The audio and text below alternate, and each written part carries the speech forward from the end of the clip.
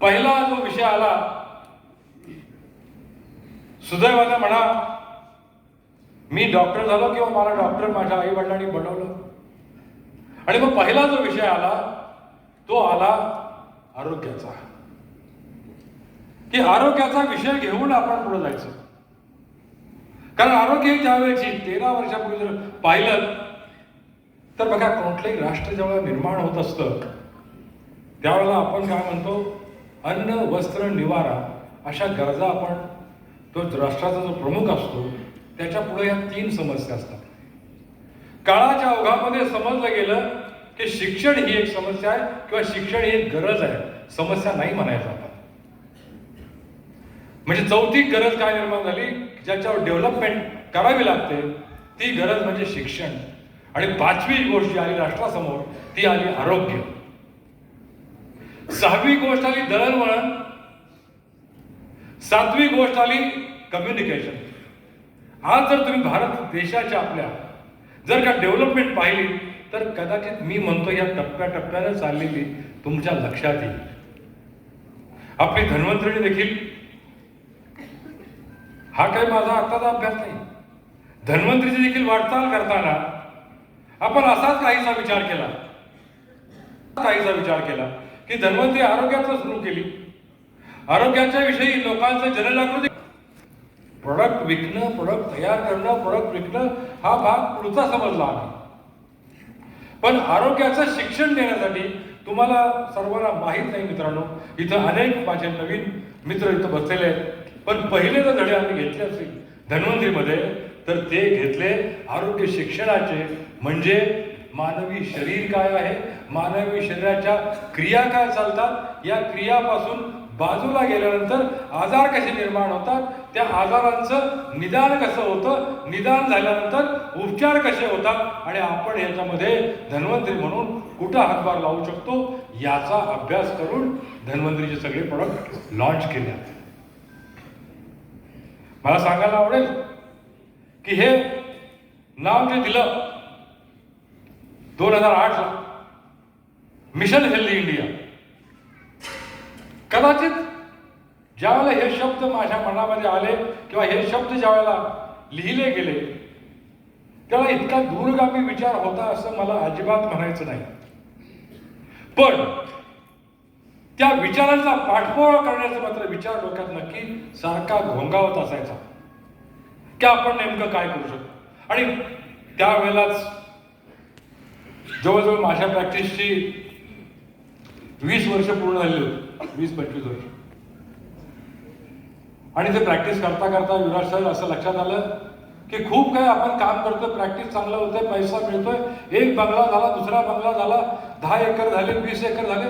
अरे म्हटलं बाबा एकरामागे एकर का वाढत चाललेत, एक गाडी झाली, दुसरी गाडी झाली, का गाड्या येतात पाटील डॉक्टरच्या घरी?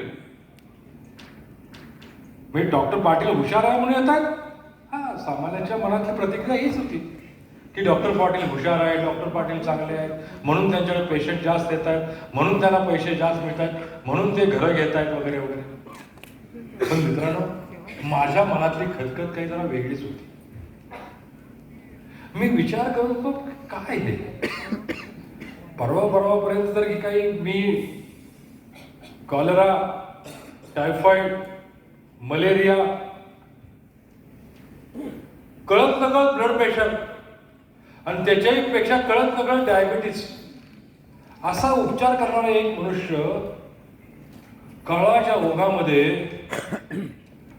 ओघामध्ये डेंग्यूचा विचार करायला लागला, टायफॉइड, पॅराटायफॉइडचा विचार करायला लागला, स्वाईन फ्लूचा विचार करायला लागला, इबोलाचा विचार करायला लागला, HIV विचार मध्ये नाही त्याला. माझं मन काही वेगळंच बोलत होतं. माझ्या मनामध्ये हा काय सगळा प्रकार चाललाय. आणि मग लक्षात आलं की व्हायरस रे किंवा बॅक्टेरिया तर नवीन नवीन तयार होणारच. कारण मी शाळेत शिकलो होतो, कॉलेजला, मेडिकल कॉलेजमध्ये म्युटेशन. परंतु हे सगळं म्युटेशन झालं, अमुक झालं, तमुक झालं, ठीक आहे. प्लेगची साथ आली, त्यावेळेला भारताची आरोग्याची परिस्थिती नीट नव्हती, सुविधा नव्हत्या, म्हणून माणसं मरली, ठीक आहे. पण आता असं का वाढत चाललंय? टायफॉइडमध्ये टायफॉइड होणे, टायफॉइड होऊन एखादी व्यक्ती दगावणे ठीक आहे. व्हायरसचं, फ्ल्यूचं, ते सर्दी पडसं होणं, नाक गळणं, एक दिवस काहीतरी कसकस येणं ठीक आहे. पण हे काय, 2 दिवस सर्दी पडसं, 3 दिवस अमुक, की 4थ्या दिवशी निमोनिया, 5व्या दिवशी अमुक, व्हेंटिलेटर, 7व्या दिवशी घरी, व्हेंटिलेटर सह घरी. हा प्रकार काय? असं करता करता परवा तर तुम्ही सगळे येतात. आजही आपण त्याच परिस्थिती आहे. आज आम्ही तुमचे आहोत, पण तुमच्यात यायची बंदी आहे का? तर तुमच्यातल्या कुणाला काय आहे का माहित नाही. काय म्हणजे करोना. करोना म्हणजे ते काय? करोना आहे की, करोना पण एक व्हायरसच आहे. H1N1 मधला टाईप आहे पुढचा. मग त्याला एवढं का भ्यायचं? कारण माणसं मरायला लागली म्हणजे भिलंच पाहिजे. माणसं मरायला लागली म्हणजे भिलं पाहिजे. म्हणजे भीती चुकीची नाही, भीती चुकीची नाही. मग कोण म्हणलं त्यांनी तयार केला, ह्याने तयार केला? कुणीही काहीही तयार करू दे, पण तुम्ही का घाबरताय? तर बाबा माणसं, डॉक्टर साहेब आत्ता बघतोय आम्ही आमच्या डोळ्यासमोर, त्याला सर्दी पडसं झालं म्हणत तोपर्यंत फाकफूक करायला लागला आणि गेला म्हणून घाबरतोय. तुमचं भीती बरोबर आहे, तुमचं घाबरणं बरोबर आहे, पण मित्रांनो कुठंतरी विचार केला पाहिजे की हे असं का? सुविधा तर सगळ्या आहेत, सगळे इंजेक्शन आहेत, दवाखाने आहेत, मग तरी का माणसं मरतायत? तर याचं कारण ॲज ए डॉक्टर, MD मेडिसिन, मी तुम्हाला सांगतो याचं कारण बाकी काही नाही. तुमचा आहार बदललाय, तुमचा विहार बदललाय, तुमचा विचार बदललाय, आणि या तिन्ही गोष्टीमुळं तुमची इम्युन पॉवर बिघडलेली आहे. हे कारण आहे. इम्युन पॉवर तुमची डॅमेज झालेली आहे. आहारात आमच्या लहानपणी किंवा तुमच्याही लहानपणी सगळ्यांचं लहानपण सारखंच असतं. मॅडम, कुठली आई आपल्या बाळाला पिझ्झा बर्गर पहिल्या वर्षी खायला घालते का? पण तीच आई बाळ मोठं झालं की हे रडू नकोस, बिस्किट आणली, आवडीनं बिस्किट आणते. जरा गरीब आई असेल तर अमुक कंपनीची 10-5 रुपयाची बिस्किट आणते.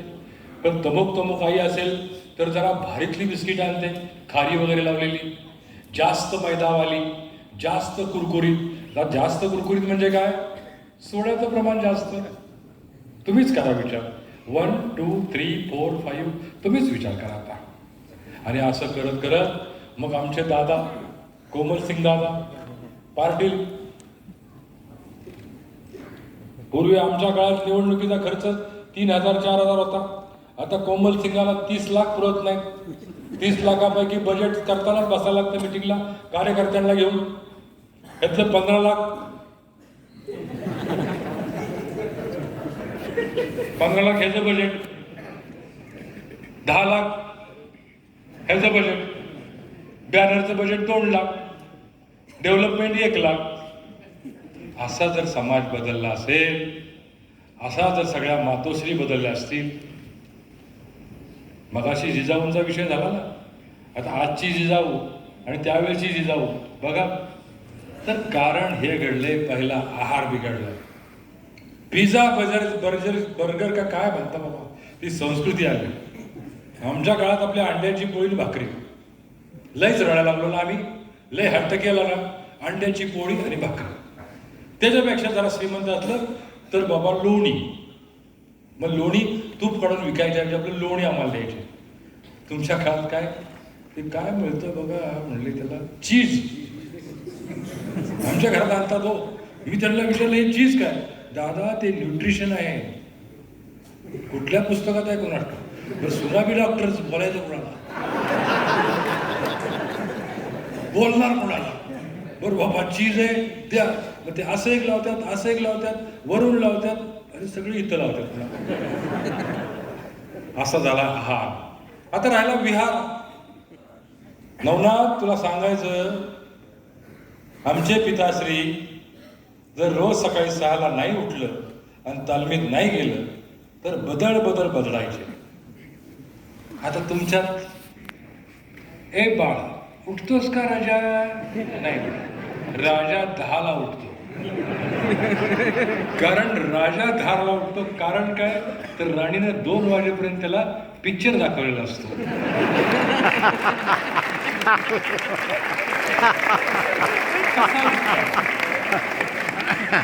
आणि कसा व्यायाम काय करणार? आणि त्याच्यानंतर मग सांगितलंच, सुरेश चहा कर जरा.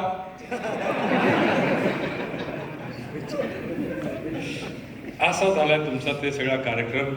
रात्रीची झोप आम्हाला सांगितलं होतं 8 तास झोप ज्या माणसाला चांगली मिळेल त्याची इम्युन पॉवर चांगली टिकते.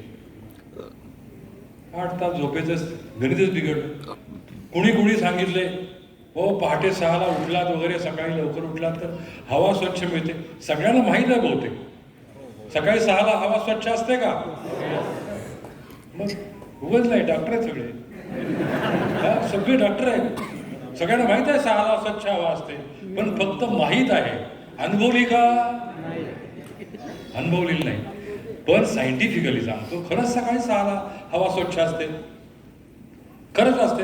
कारण रात्रीच्या त्या थंड वातावरणामध्ये जे पार्टिकल्स असतात हवेतले ते खाली बसलेले असतात आणि म्हणून हवा स्वच्छ असते. पण कोण करणार?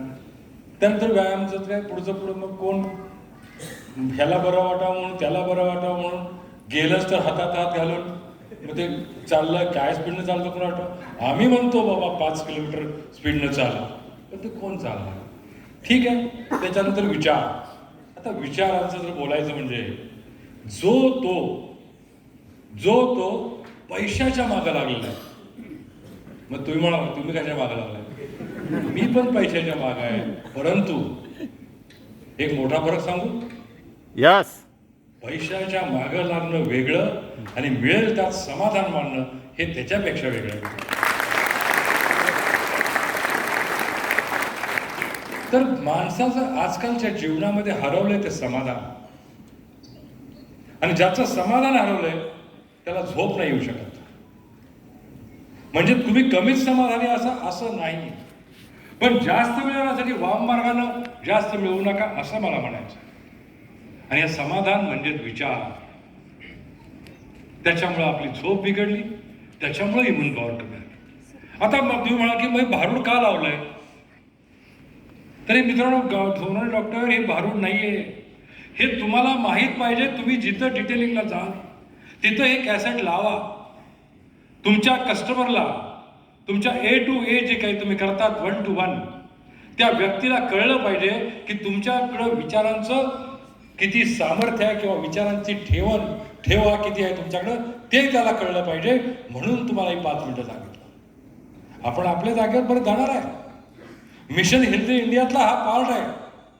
कसा घडला तो तुम्हाला ज्यावेळेला तुम्ही जाल डिस्ट्रीब्युटर, तेव्हा तुम्हाला हे सांगावं लागेल की हे आमच्या सरांनी सांगितलं. त्यांचा अनुभव आहे 35 वर्षाचा. ते एक प्रथित डॉक्टर आहेत, MD मेडिसिन, तरी देखील त्यांनी ह्या भाग घेतलाय.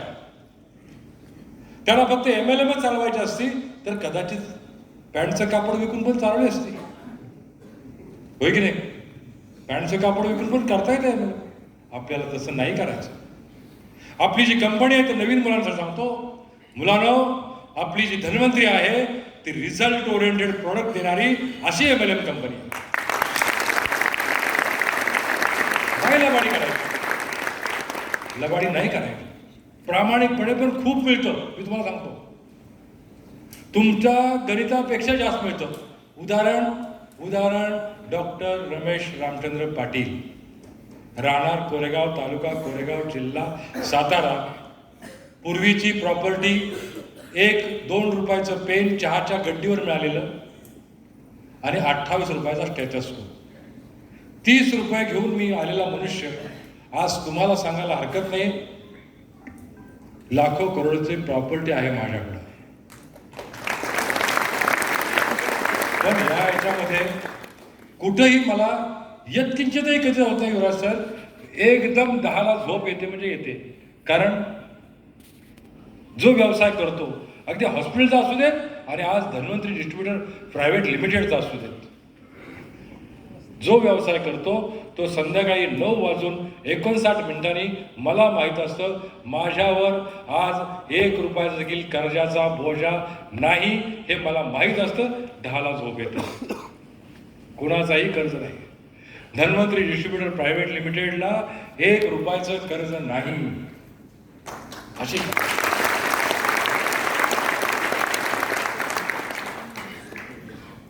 निर्माण करताना कुठेही यत्किंचितही असं नाही की 1 नंबर 2 नंबर काही करायचं आपल्याला.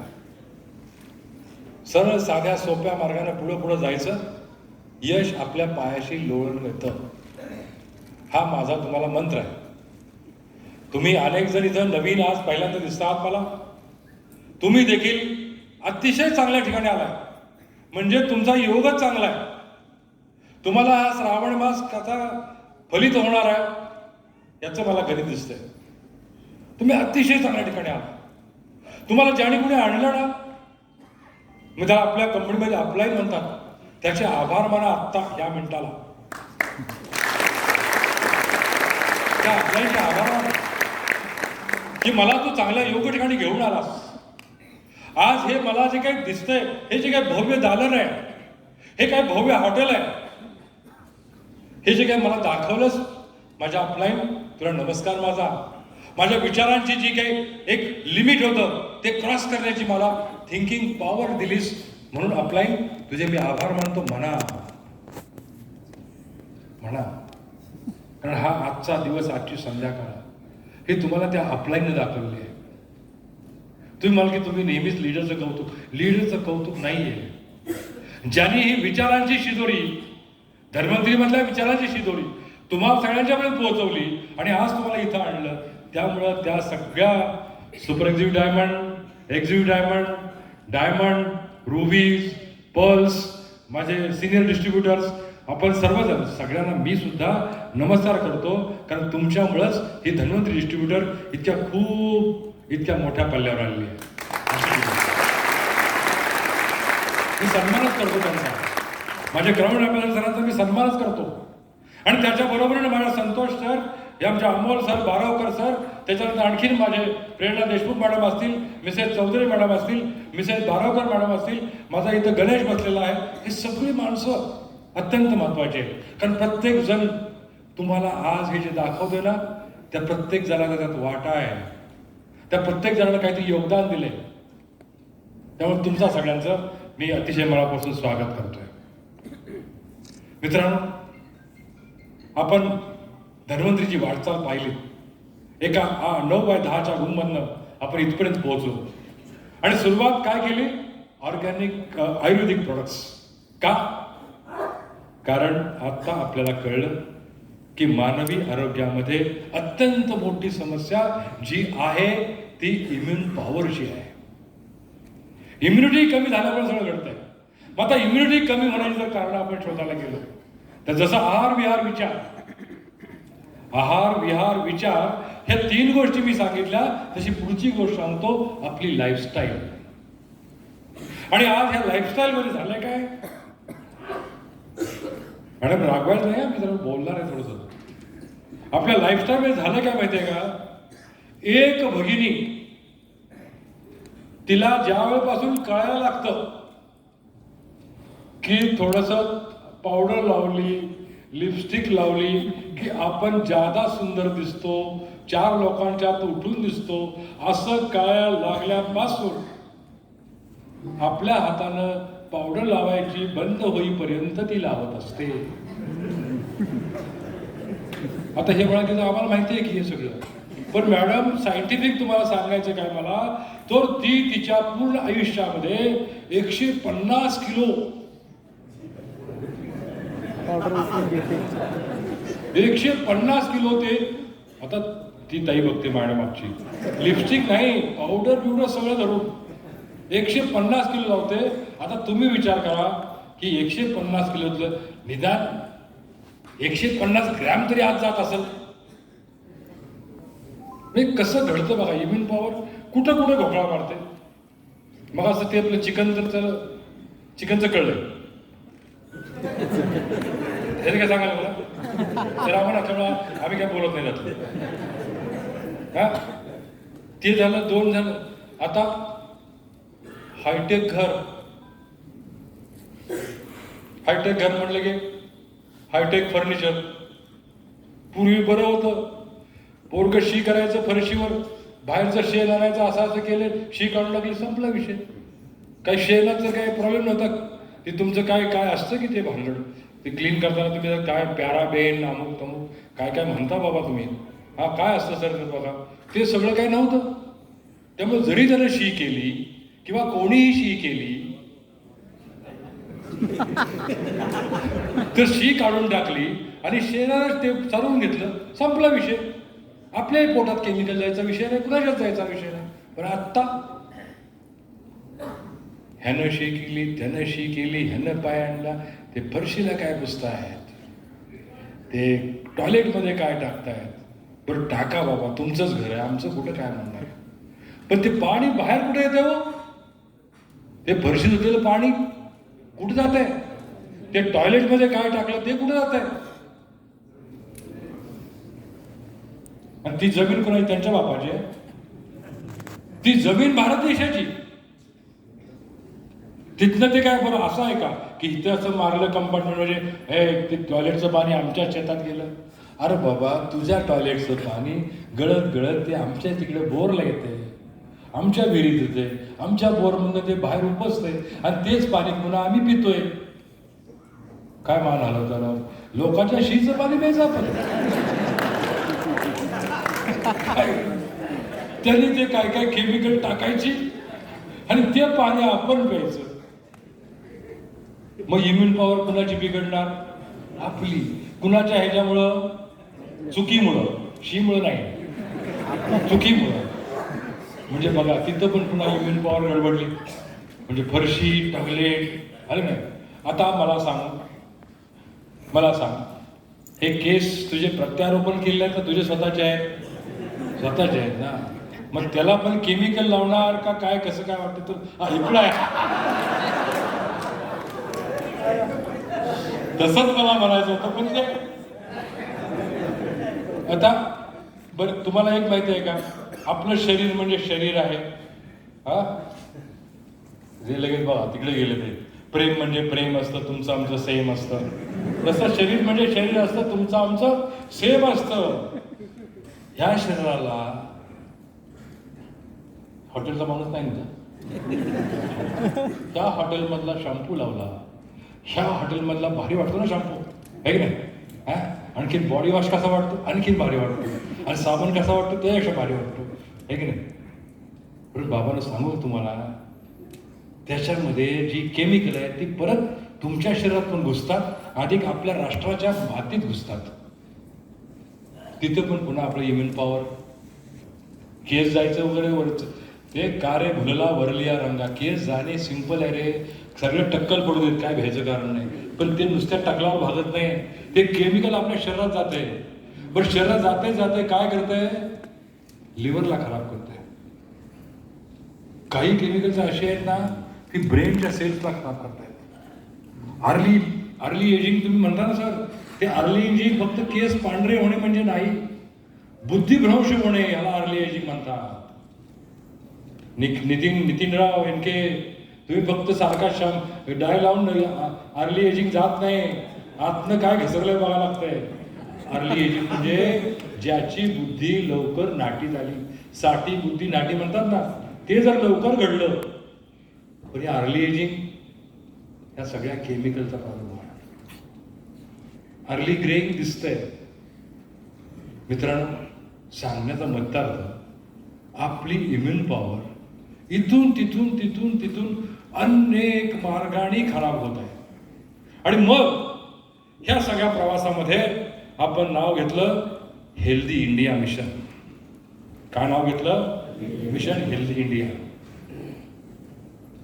या सगळ्या प्रवासाला नाव आहे. अजून एक भाग राहिला सर, इम्युन पॉवर खराब होण्यामधला. कोणता? अत्यंत महत्वाचा. कोणता? आपण खाणारं अन्न. आपण जे अन्न खातो, तुम्ही जी साखर खाता, दिसते कशी साखर? पांढरी सफेद. पण त्याच्यामध्ये काय आहे? It is a sulphur. Sulphur त्याचा एक कंटेंट आहे त्यातला. आणि या शुगरमुळे काय होतं तुम्हाला माहिती आहे? शुगरमुळे काय होतो? हा बरोबर आहे, हुशार विद्यार्थी आहे. कोण? शुगरमुळे काय होतं? डायबेटीज. बरोबर आहे. पण कसा होतो? कसा होतो हे महत्वाचं. शुगरमुळं, साखरेमुळं चरबी वाढते. साखरेमुळं स्वादुपिंड ग्रंथील्यावर ताण येतो. हळूहळू इन्सुलिन रेजिस्टन्स होतो. साखर दिसते गोरी, पण तसं नाही आहे. अनेक पुन्हा मग आपण म्हणतो की ज्वारी, गहू. आता आपण गहू कुठला खातो? पंजाबचा. आणि तुम्हाला ऐकून माहित असेल तिथे एक ट्रेन आहे की नाही? कॅन्सर ट्रेन ऐकून माहिती आहे का? हा, ऐकून माहिती आहे ट्रेन. मग आ ट्रेनच्या गावातनं आपलं सरकार आपल्याला गहू पाठवतं. आपल्याला म्हणजे रेल्वेवाल्याला पाठवतं की नाही दिल्लीतनं? आपलं सरकार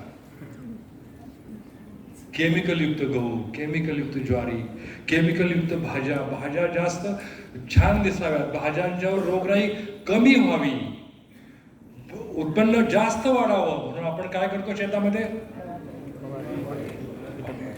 इनऑर्गॅनिक खतं वापरतो, पेस्टिसाइड्स वापरतो, फंगिसाइड्स वापरतो, आणखी ग्रोथ प्रमोटर्स वापरतो, होय की नाही?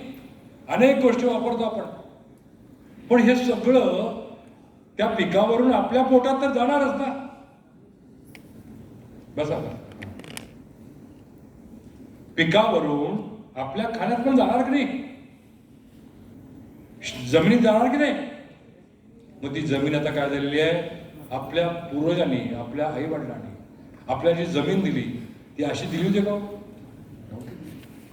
म्हणजे आपण पाप केले की नाही केले? केले. मला सांगा, तुम्ही सगळे साधू संत 60च्या पुढे गेलेल्या माणसाला काय सल्ला देतात? मोक्ष प्राप्ती व्हावी, स्वर्गात जागा मिळते. मिळते की नाही? मोक्ष मिळू देत मला, स्वर्गात जागा मिळते. तर मित्रांनो, आपण सगळेजण बाकी सगळ्यांना मोक्ष देण्यासाठी ॲग्रिकल्चरमध्ये ऑर्गॅनिक प्रॉडक्ट आणले. निदान ते वापरून तरी तुम्हाला मोक्ष. हे मोक्षाचं धोरण आहे. तुम्हाला सांगू का, जेवढं पैसे ह्याला लावलं ना ऑर्गॅनिक ॲग्रिकल्चर प्रॉडक्टला, तेवढे जर पैसे तसल्या प्रॉडक्ट लावलं असतं ना तर आत्ता आपलं 18 कोटीचं विमान असतं. आत्ता 18 लाखाची गाडी नाही अजून. वाटतंय सारखं तसं करावं, पण करायचं का? हा, सगळी चांगली मान सांगली तुम्ही, म्हणजे मान तरी डोलावतात बरोबर. आता कसं काम करतं बघूया आपण. श्रावण महिना होता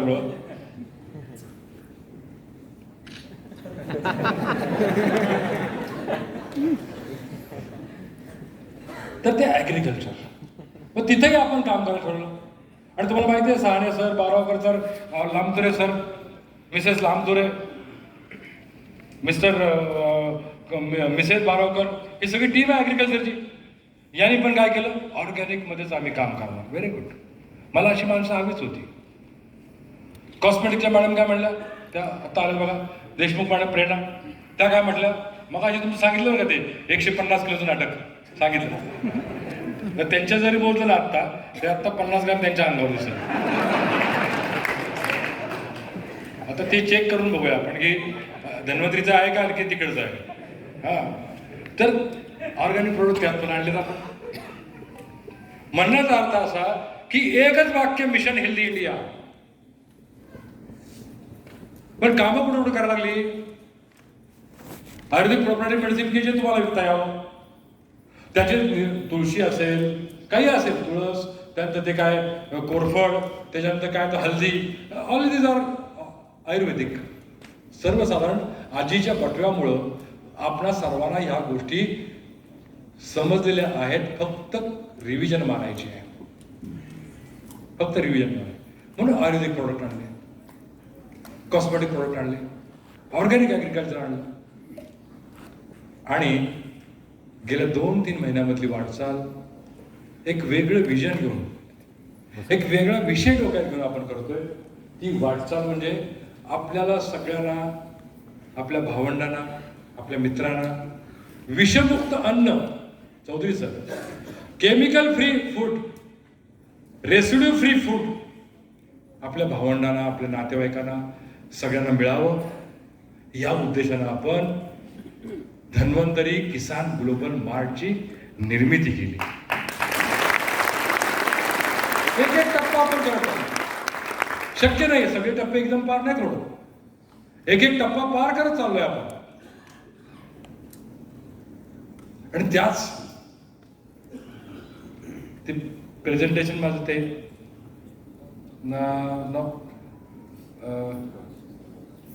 त्याचं organic home care and baby care, ठीक आहे, हे मिनिमाइज कर.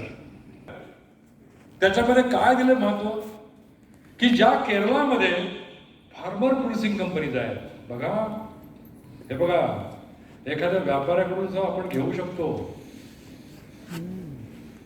परंतु मॅडम तुम्हाला माहित आहे की नाही मला माहित नाही, पण जे मसाले, दालचिनी असू दे, लवंग असू दे, वेलची असू दे, सर मनीषा मॅडम समजून घ्या, त्याच्यामधलं एक्स्ट्रॅक्ट केलेलं असतं 20%, आणि मग तो माल तुमच्याकडे आलेला असतो पॅकिंग होऊन, त्याला तुम्ही म्हणतात 100% चांगला आहे. नाही मॅडम, संतोष सरांनी स्वतः जाऊन त्या शेतकऱ्यांच्या बागेत तिथं काम करून लवंगा आणलेले आहे, दालचिनी आणलेली आहे, वेलची आणलेली आहे. काश्मीरमधले प्रॉपर जर्दाळ असू देत, पिस्ता असू देत, बदाम असू देत, अक्रोड असू देत, प्रॉपर काश्मीरचं देण्याचं काम धन्वंतरी करणार आहे, करत आहे. तुम्ही बघा प्रोडक्ट बाहेर डिस्प्ले मांडलाय. असं असताना काय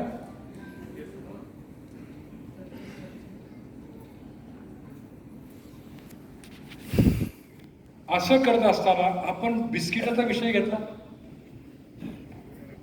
बिस्किटाचा विषय, पण बिस्किट अनेक कंपन्या बनवतात, पण आपण कसली बनवली? गव्हाची बिस्किट, मैद्याची नाही. गव्हाची बिस्किट, मैद्याची नाही. गुळाची बिस्किट, ऑर्गॅनिक गुळाची बिस्किट, साखरेची नाही.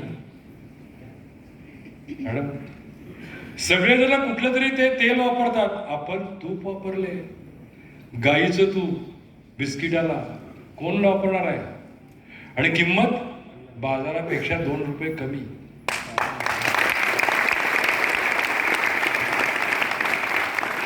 डाळी म्हणाल तर तुमच्या जवळपासच्या डाळी आहेत, सांगायला काहीच अडचण नाही मला. तुम्हालाही माहिती आहे तूर तुमच्या इथं खूप पिकते, पण आपले शेतकरी म्हणजे कोण? आपल्या शेतकऱ्याची व्याख्या काय? उभे राहा. आपला शेतकरी कोणास म्हणावे? नाही, आपला शेतकरी कोणास म्हणावे? RPS प्रोडक्ट वापरतो. Very good, 10 mark. काढतो पाकिट, काय त्याचं 2000 या इकडे म्हणा परत एकदा. आपला शेतकरी कोणास म्हणावे? जो आपल्या स्वतःच्या शेतामध्ये सर्व पिकांवरती धन्वंतरीचे ऑर्गॅनिक सर्वचे सर्व प्रोडक्ट वापरतो, तो आपला शेतकरी. प्रेमाची भेट आहे. Very good. तर अशा शेतकऱ्याच्या शेतातून पिकलेली तूर विकत घेऊन त्याचं डाळीमध्ये रूपांतर, त्याच्या शेतातला मूग, त्याच्या शेतातली बाकीची कडधान्य, हुलगा असू देत, माडगं नावाचा प्रकार कोणाला ऐकून माहिती आहे का?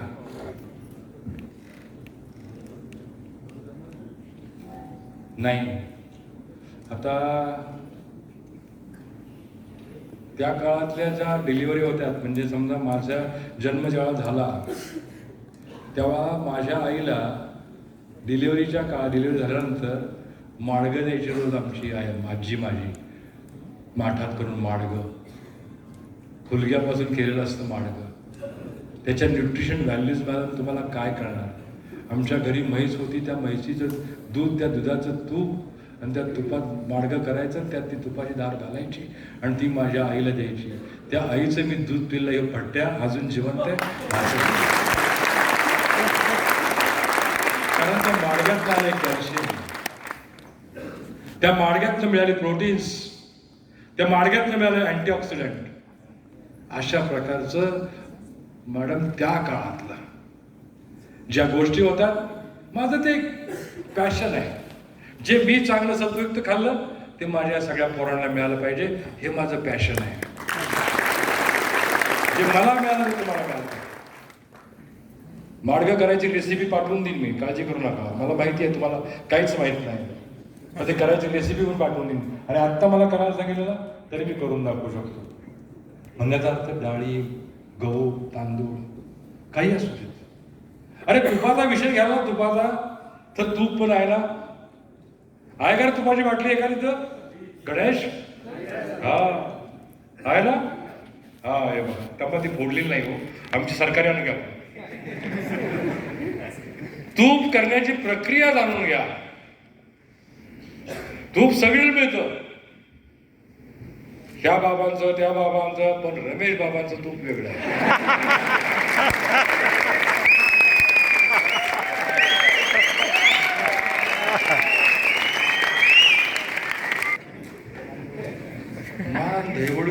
दहीवडी वगैरे कमी पावसाचा भाग आहे. त्यातली गाई गुरं, त्यांचं दूध, त्या दुधाचं दही करून त्याचं घुसळण्याची प्रक्रिया. महत्वाचं म्हणजे लोण्यानंतर चुलीवर ते कडवलं जातं मॅडम. चुलीवर कडवलेलं आहे. चुलीवरचं मटण केलं माहिती आहे. बरोबर तिथं जातो मला घेऊन, सर इथं चुलीवरचं मटण आहे. आता तुला माझ्या घरी जेवायला येतो, चुलीवरच्या तुपातली पोळीवर तूप ओतून देतो. चुलीवरचं तूप ॲरोमा वेगळा आहे, रवाळपणा वेगळा आहे. ते कडलेलं कसं कळतं गुरु? त्या कडलेल्या तुपामध्ये मॅडम खाऊचं पान असतं ना, खाऊचं पान ते टाकायचं आणि ते करपलं की तूप ओके झालं म्हणायचं. अशा प्रकारे कडवलेलं तूप आपल्या धन्वंतरीमध्ये मिळतं. असं हे का ॲज अ डॉक्टर तुपाचा धंदा करणं माझं काम नाहीये, पण ज्या प्रकारचं मी तूप खाल्लं आणि ज्या तुपाप्रमाणे मी आज कसा गुंडच आहे की नाही.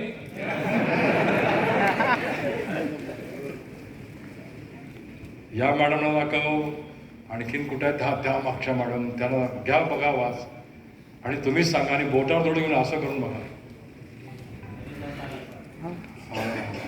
बोटावर घ्या, असं करा. हा त्या मागच्या बारोकर मॅडम काय, what do you say? Definitely तुम्ही जे आतापर्यंत तूप वापरताय त्याच्यापेक्षा काहीतरी वेगळं आहे. हा बारोकर मॅडम या इकडे.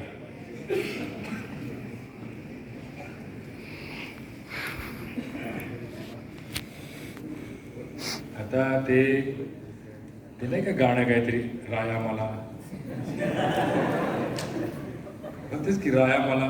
ते पूर्वी काय ते गाणं होतं ना, ते शालू आला वगैरे वगैरे नाही. आता आपलं काय म्हणायचं माहितीये का, राया मला धन्वंतरीच तूप.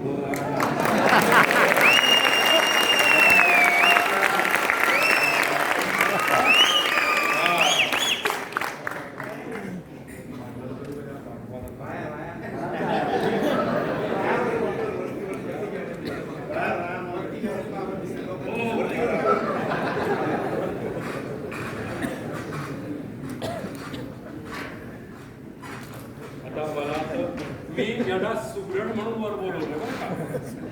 सुगरण म्हणजे काय?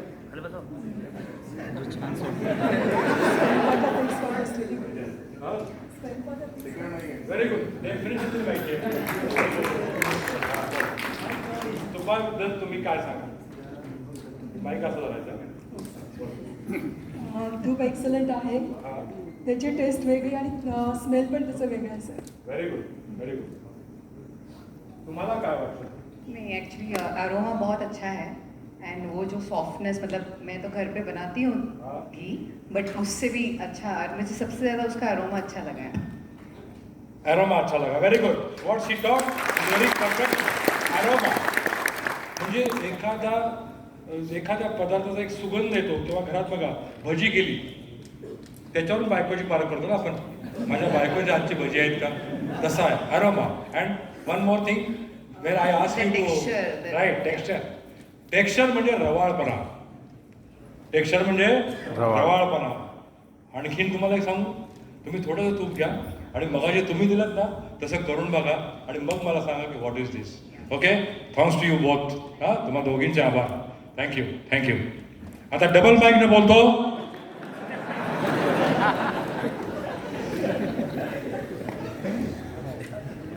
तुपाचा विषय झाला, तेलाचा विषय. तुम्हाला पहिलं तर माहिती आहे विकणारचं राईस ब्राऊन ऑइल भाताचं, आता शेंगदाण्याचं तेल आणलं लाकडी घाण्यावरचं, पण डबल फिल्टर. लाकडी घाण्यावरचं गाळवालं तेल आपल्याला विकायचं नाही, लाकडी घाण्याचं डबल फिल्टर तेल. तेलाचा विषय, तिथले पदार्थ काही चेक करा तुम्ही. असा हा आपला किसान ग्लोबल मार्ट आहे. पण त्यातलं एक वेगळं दालन की जे म्हटलं तर निग्लेक्टेड आहे. सगळेजण येतील डाळीवर, गव्हावर, तांदळावर, तेलावर, तुपावर, चटणी, अमुक तमुक सगळं बोलणार, मसाला, ड्रायफ्रूट. परंतु हे जे काही वेगळं झालं नाही त्याच्यावर कोण बोलणार आणि का बोलायचं? कोण बोलणार? धन्वंतरी बोलणार. आतापर्यंत फक्त ते मी याच्यावर पाहिलं असेल, ते काय अमेझॉन आणि काय असते ना, काय म्हणतात त्याला, फ्लिपकार्ट विकतात कॉम्प्युटरवर. हां हां, ऑनलाईन विकतात, लेबल लावतात ऑर्गॅनिक, आणि किंमत किती पण असते. आणि त्यामुळे काय झालंय युवराज सर, माझा हेतू वेगळा आहे. असं किमती लावल्यामुळं, अशा किमती लागल्यामुळं जो ह्या तुमच्या मिशनला ऑर्गॅनिक होम केअर आणि ऑर्गॅनिक बेबी केअर या मिशनला